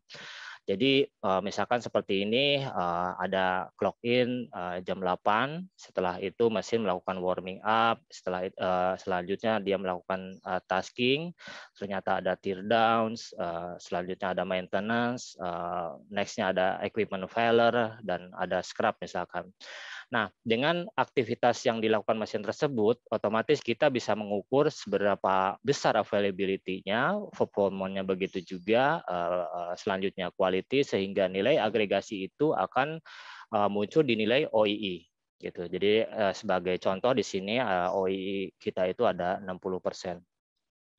Nah, hal yang sama, bagaimana kalau nilai indeks tersebut kita implementasikan ke semua mesin? Artinya, kita akan melihat seberapa efektif mesin kita gunakan.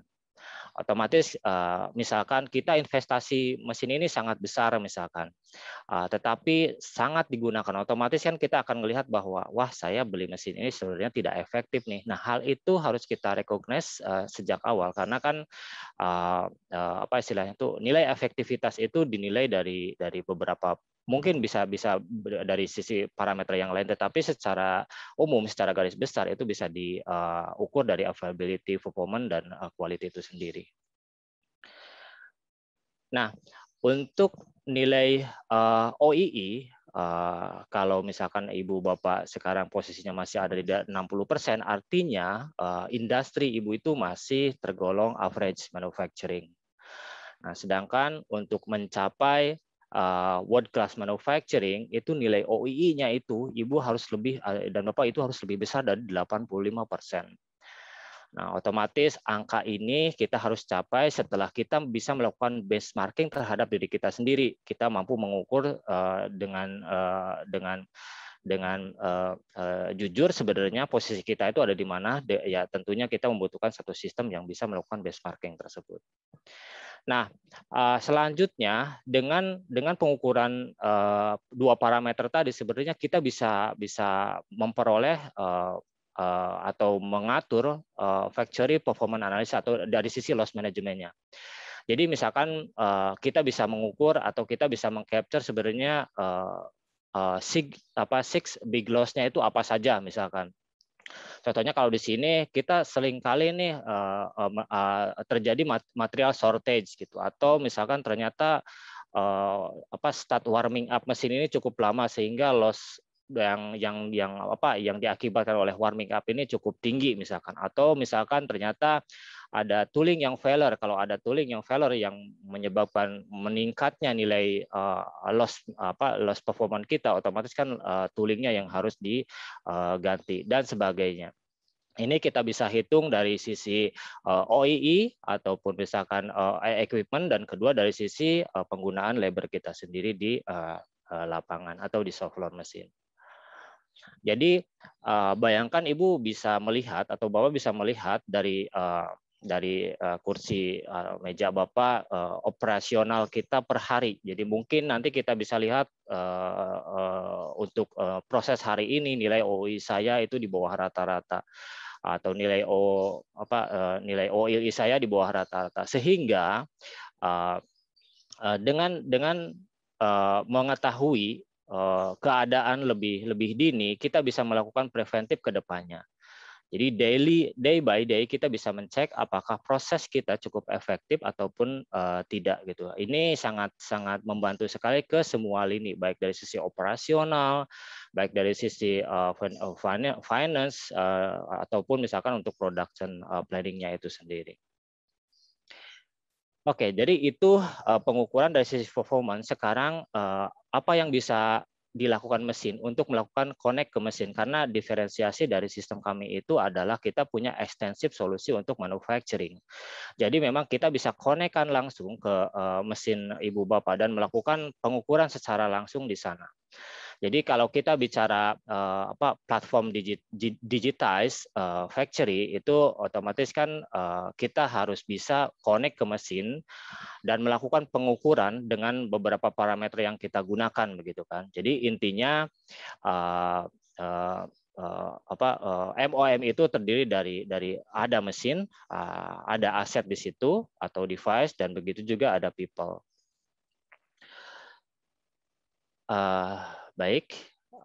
Nah, sekarang yang jadi pertanyaan adalah what to do-nya. Setelah kita bicara tadi panjang lebar, apa sih yang harus saya siapkan? Sebenarnya ada beberapa step yang harus kita lakukan ya. Yang pertama itu ada tiga hal besar yang harus kita prepare. Pertama itu bagian hardware. Ya, jadi kalau di sini kita butuh hardware PLC-nya. Jadi kita cek dulu apakah mesin yang ada di floor itu sudah ada PLC-nya. Terus human interface-nya. Apakah kita sudah punya human interface, dan yang terakhir adalah OPC servernya. Selain Izin, itu, Pak, waktunya habis. Oh, baik Bu. Oke. Untuk selanjutnya kita membutuhkan software ya. Software ini ya biasanya yang kita butuhkan adalah OPC agent dan OPC client. Begitu juga nanti yang kita butuhkan adalah satu sistem itu sendiri. Nah, kita juga ada AI, tentunya tadi sudah dijabarkan secara luas sekali ya, secara detail. Kita bisa melakukan prediksi atau anomali terhadap mesin sendiri atau computer vision dalam pendefinisian barang ini bagus ataupun tidak. Jadi kurang lebih seperti itu. Ini adalah simulasi yang secara komprehensif. Jadi kita bisa melihat suhu mesin kita itu berapa, nilai output ataupun finished good yang kita dapatkan berapa, scrap-nya ada berapa, setelah itu reason kenapa itu dilakukan scrap dan sebagainya. Jadi kurang lebih seperti itu. Terima kasih Bu, Pak semuanya. Saya Yuda PH Gunawan. Selamat siang. Terima kasih Pak Yuda atas sharing session dan pemaparan presentasinya yang menarik dan komprehensif terkait dengan ERP, manajemen resource labor tenaga kerja, peralatan mesin pabrik, agar perusahaan manufacturer di Indonesia bisa menjadi world class manufacturing. Seperti paparan tadi juga Pak Ali Murtopo, Direktur Industri Elektronik dan Telematika, mengatakan tahun 2030 dan kita akan masuk ke dalam top 10. Dan juga ini presentasi dari Sispro menunjang AI system yang dipresentasikan oleh NEC dan Juniper. Baik, Bapak Ibu peserta ABDI NEC Web Summit Making Indonesia 4.0 yang saya hormati, kita sudah mendengarkan paparan dari semua narasumber. Ada banyak poin, keyword yang menarik dari paparan narasumber yang dicatat dan disimpulkan oleh moderator, yaitu pertama, Making Indonesia 4.0 ternyata tidak menyebabkan pengangguran dan menjadi tidak negatif sum game. Kemudian Sispro memiliki tools assessment overall labor effective measurement untuk mengukur standar manufacturing rata-rata dan global, jadi kita bisa melihat bagaimana posisi kita untuk mengukur kesiapan masuk ke dalam tadi itu indeks dari intinya Making Indonesia 4.0. NEC algoritma SIAT-nya sistem invariant analysis teknologi menarik. Aplikasi ini adalah aplikasi industrial AI, bagian dari transformasi kepada industri 4.0 untuk mendeteksi dan monitoring anomali hubungan relasi antara sensor. Karena banyak sekali sensornya di sebuah pabrik, tadi kan kita bisa lihat dari presentasi pada David, jadi datanya sangat masif dan kompleks yang tidak mungkin lagi dilakukan oleh manusia. Jadi kita harus bagaimanapun juga keniscayaan kita harus ke AI gitu ya. Network monitoring menjadi semakin kompleks, big data menjadi masif, maka dibutuhkan solusi autonomous self-driven AI network. Tadi paparan dari Juniper. Baik, Bapak Ibu. Karena keterbatasan waktu, sekarang kita masuk ke sesi diskusi. Baik, pertanyaan pertama, mungkin saya akan menanyakan kepada Dr. Insinyur Ali Murtopo. Tadi mengamati slide Indi 4.0 ya Pak ya. Level manufacture tertinggi itu ada di vehicle roda 4. Itu poinnya sekitar 2.71. Kemudian menurun di roda 2, 2.21. Tapi kalau kita lihat presentasi dari AHM cukup tinggi gitu ya. Tapi sayangnya agak rendah di komponen, padahal komponen ini sangat penting ya. Hanya satu tantangannya kalau kita lihat di manajemen organisasi, kultur dan manusianya sama dari presentasi-presentasi yang kita lihat tadi. Jadi mau dijelaskan apa dan mengapa rendah di komponen lebih rendah dibandingkan dengan vehicle, di mana yang roda 2 agak lumayan gitu ya. Kemudian karena waktu kita juga agak pertanyaan saya gabung, yaitu apa target dan bagaimana strateginya dari Direktorat IT dan Ilmate. Terima kasih Pak. Silakan Pak Ali. Baik Pak Rudi, tentunya kita sharing di sini. Kalau secara substansi paling tepat mungkin nanti kita coba tanyakan ke Direktur Imatap ya Pak, yang membidangi komponen otomotif. Jadi kami di Ilmate ada satu direktorat yang membidangi otomotif Pak. Nah, data-data tadi kami capture untuk menunjukkan bagaimana situasi revolusi persiapannya industri yang ET ini tentu akan mendorong dari sisi program bagaimana industri-industri yang ada di lingkup Ilmate maupun Kementerian Perindustrian secara umum itu bisa sesegera mungkin Pak Rudi. Nah, tentu ada instrumen yang sudah kelihatan tadi. Itu bisa kita bedah satu persatu agar masing-masing industri bisa unik. Kami dari perindustrian bisa memfasilitasi. Nah, secara global nanti silakan diminta respon dari kita semua, apakah ada yang bisa kita lakukan secara bersama-sama untuk melakukan akselerasi. Gitu Pak Rudi. Terima kasih Pak Ali. Baik, selanjutnya ini kita akan kepada Pak Fatan. Tadi Pak Fatan mengatakan database is the center and asset dari enterprise ya Pak ya. Jadi ini menurut Pak Fatan.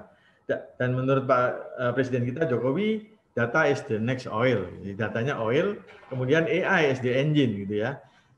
Untuk akselerasi, supaya kita bisa akselerasi making Indonesia 4.0.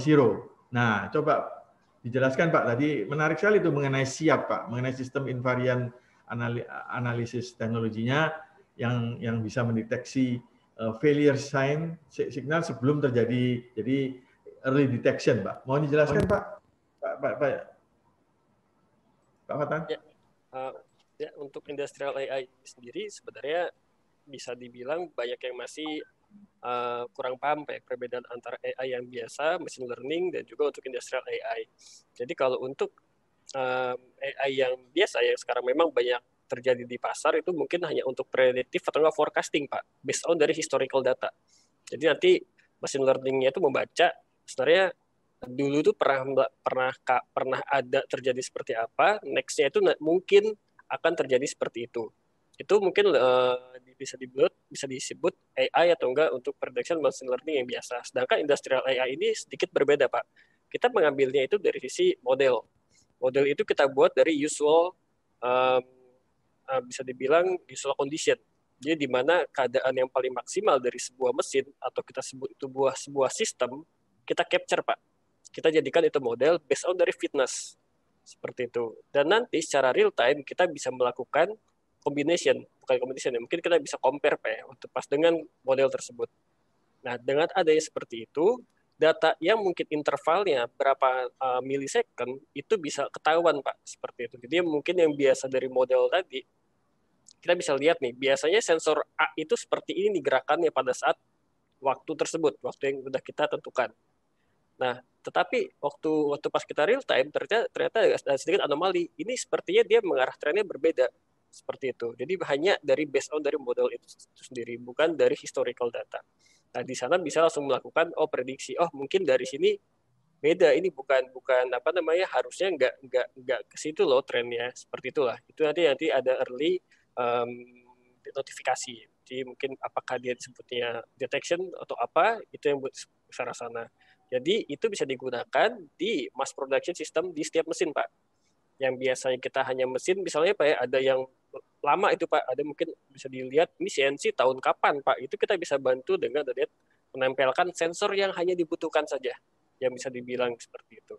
Nah nanti untuk yang udah baru Pak ya, mungkin yang udah cutting edge teknologi udah pasti mereka udah punya sistemnya mereka masing-masing sebenarnya, biasanya seperti itu. Di sana bisa kita combine, dibuat di satu lagi sistem early, dan kita juga bisa integrasikan dengan sistem yang ada di ERP Pak. Jadi nanti bisa kita coba integrasi, mungkin next mereka punya apa, salah satunya mungkin ya tadi dari Pak Wido juga sudah menjelaskan, juga Pak Irzan juga sudah menjelaskan, itu kita bisa kombinasikan Pak semuanya. Jadi kita nggak hanya membuat satu sistem yang bisa dibilang per silo tadi Pak, jadi kita buat semua integration. Maka dari itu data yang tadi kita sebut adalah data centernya itu dibuat memang mencakup ke semua sub sistem yang ada, apakah dia network, apakah dia mungkin masuk ke ERP, apakah masuk ke OII, tadi mungkin disebutkan ke OILI, seperti itu sih Pak. Jadi kita mencakup semuanya. AI itu hanya sebuah dari subsistem yang bisa kita masukkan ke setiap program, dan juga nanti untuk setiap data, efektivitasnya dan juga efisiensinya bisa kita dapatkan sesuai dengan kebutuhan dari sisi enterprise. Mungkin seperti itu sih Pak, kira-kira Pak Rudi Pak. Terima kasih Pak Fatan, menarik sekali, sistemnya cukup komprehensif dan kerjasama dengan Juniper, dengan Cispro ya Pak ya, jadi sangat menarik Pak.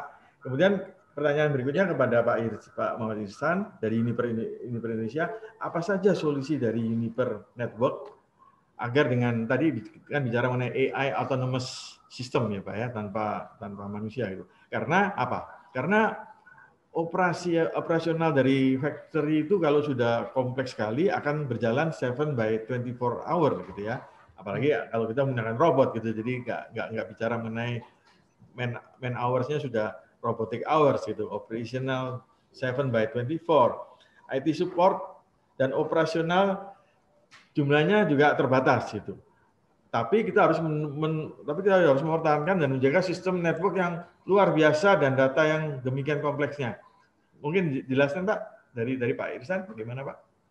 Oke, jadi seperti saya sebutkan sebelumnya bahwa salah satu yang menjadi tantangan terbesar dalam mengoperasikan network itu adalah pertama IT support-nya terbatas. Kemudian kedua itu adalah bahwa network itu apa istilahnya berkembang ya. Di mana jumlah device-nya itu yang tadinya jumlahnya kurang dari 10 bisa jadi sekarang di atas 100 dan seterusnya lah. Nah, jadi di sini yang menjadi bagian penting itu adalah bagaimana kita bisa memproses data tersebut secara lebih efisien, Pak. Karena kalau misalnya kita tetap bergantung kepada manusia, yang menjadi tantangan itu adalah bahwa orang itu memiliki keterbatasan dalam kemampuannya untuk memproses data, Pak. Itu yang menjadi tantangan terbesar. Kemudian juga manusia itu punya ada suatu saat di mana dia itu menjadi lelah gitu. Nah, biasanya kalau sudah lelah, maka kemampuan dia untuk melakukan pemrosesan itu menjadi terbatas sehingga resiko terjadinya kesalahan menjadi lebih besar gitu kan. Nah, oleh karena itu salah satu solusi yang dikembangkan oleh Juniper adalah bagaimana kita bisa memproses data tersebut, ya kan. Nah, di situ kita mengembangkan suatu sistem yang bisa mengkonsolidasikan data tersebut. Nah, kemudian sistem tersebut itu dia bisa memilah mana data yang penting, mana yang data tidak penting. Karena gini, seperti halnya big data lah, kita kan terima banyak data gitu ya. Tapi masalahnya adalah katakanlah dari 1.000 dataset yang masuk atau katakanlah 10.000 dataset yang masuk, berapa sih yang sebetulnya penting ya kan? Nah, itu juga kemampuan yang kita kembangkan Pak di situ. Kurang lebih seperti itulah. Jadi solusi yang dikembangkan oleh Juniper itu adalah bagaimana kita bisa memproses data tersebut secara lebih efisien sehingga kita bisa manfaatkan data tersebut untuk mengoperasikan network-nya menjadi lebih baik lah sesuai dengan keinginan kita. Nah, mengenai implementasinya sendiri itu tergantung karena gini antara satu use case dengan use case yang lain itu bisa jadi berbeda. Memang ada beberapa hal antara satu customer dengan customer yang lain itu mirip gitu kan. Tapi biasanya ada beberapa hal yang customer tertentu itu dia punya kebutuhan yang sangat-sangat spesifik gitu kan. Nah, di sini maka kita butuh yang namanya customization, Pak, kurang lebih seperti itu. Mungkin dari saya segitu dulu aja, Pak. Terima kasih, Pak. Terima kasih, Pak Irsan. Terakhir mungkin pertanyaan untuk Pak Yuda. Sebetulnya banyak sekali pertanyaan di chat box. Di chat box banyak sekali pertanyaan. Saya summary aja supaya semuanya merata mendapatkan pertanyaan dan kemudian nanti pertanyaan-pertanyaan tersebut sebenarnya mendapatkan hadiah. Ada 6 pertanyaan nanti akan mendapatkan hadiah dan kita akan taruh akan dijawab melalui email oleh NEC, dari Direktur IET, kemudian dari Pak Irsan dan lain sebagainya. Jadi semuanya nanti akan membantu menjawab pertanyaannya secara offline di email. Nanti ada linknya, nanti bisa dilihat linknya. Untuk kami akan sharing penjawabannya. Dan ini pertanyaan untuk Pak Yuda. Tadi Sispro sudah melayani banyak perusahaan-perusahaan yang akhirnya itu menjadi world class enterprise Fortune 100 ya Pak ya. Jadi mau sharing sukses story-nya mungkin kalau ada enterprise di Indonesia atau di regional gitu Pak. Bagaimana supaya kita dengan menjalankan tadi manufacturing operational management tadi harapan dari Dr. Ali Murtopo tadi mengenai kita memasuki tahun 2030 top 10 itu menjadi kita ada perusahaan-perusahaan kita yang menjadi world class enterprise ya Pak ya. Mohon diceritakan Pak Yuda. Ya, baik. Terima kasih Pak Rudi. Baik, jadi seperti yang sudah saya paparkan sebelumnya, memang perbedaan dari Sispro ini kita tidak hanya mensajikan solusi dari sisi back system saja ataupun ERP yang memanage operasional back office saja, tetapi kita mencoba untuk connect langsung ke mesin, ke shop floor seperti itu. Jadi seperti kita ketahui bahwa salah satu case yang pernah kami bantu adalah ketika satu company itu dia tidak bisa mengukur seberapa efektifkah proses yang mereka lakukan begitu. Dan mereka sebenarnya yang mereka titik utama dari pinpoint mereka itu adalah dari sisi apa istilahnya itu mereka tidak bisa mengenablement sebenarnya masalahnya itu ada di mana gitu. Jadi misalkan secara inventory atau secara raw material mereka selalu ada begitu, juga kan planning juga menurut mereka itu selalu bagus gitu. Tapi kenapa dalam pendeliverian inventory ke customer itu selalu telat misalnya seperti itu. Nah, dengan pengenablean atau angka indexing yang kita bisa peroleh dari real manufacturing kita bisa melihat sebenarnya bottleneck-nya itu ada di mana. Apakah dari sisi yang harus kita improve itu dari sisi OEE-nya atau OEE-nya. Kadang-kadang kalau kita tidak mengetahui sudut mana ataupun misalkan wilayah mana yang harus kita improve, kita bisa salah saja melakukan melakukan investasi. Contohnya saja ternyata misalkan ada satu employee yang memang kurang terampil gitu karena trainingnya kurang, bottleneck-nya itu ada di situ. Jadi kita bicara sekarang itu berdasarkan sistem. Kita bisa bicara berdasarkan sistem dan akhirnya kita bisa mengetahui bahwa ternyata keterlambatan selama ini itu dilakukan karena memang proses atau alur produksi yang tidak tepat. Begitu, itu salah satu case yang pernah kita bantu sih Pak. Terima kasih Pak Yuda, Bapak Ibu peserta ABDI NEC Web Summit Making Indonesia Performance. Baik, Bapak Ibu, karena kita sudah berada di penghujung Q&A session ini, maka moderator mohon izin menutup sesi Q&A yang sangat menarik ini dengan memberikan kata penutup sebagai berikut. Kita telah mengakhiri sesi panel diskusi ini, dan kita sudah melakukan sharing knowledge yang sangat menarik bersama para narasumber teknologi.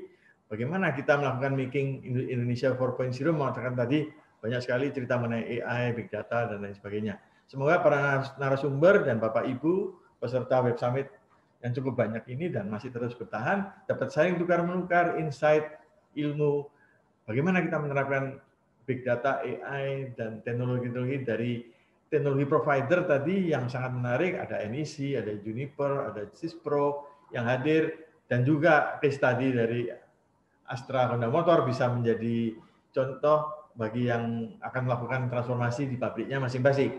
Meskipun kita belum tuntas, kita nanti akan bertemu lagi di Web Summit ABDI yang berikutnya, yaitu Data Secure AI, di mana kita fokus di industri perbankan dan telco.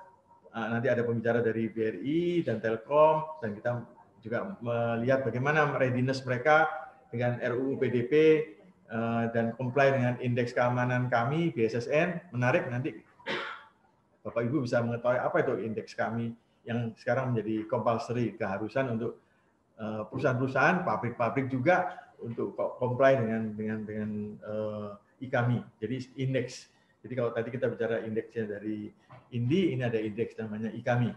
Bapak Ibu, kita sudah di penghujung acara. Mohon izin moderator untuk pamit mengakhiri diskusi panel yang sangat menarik ini.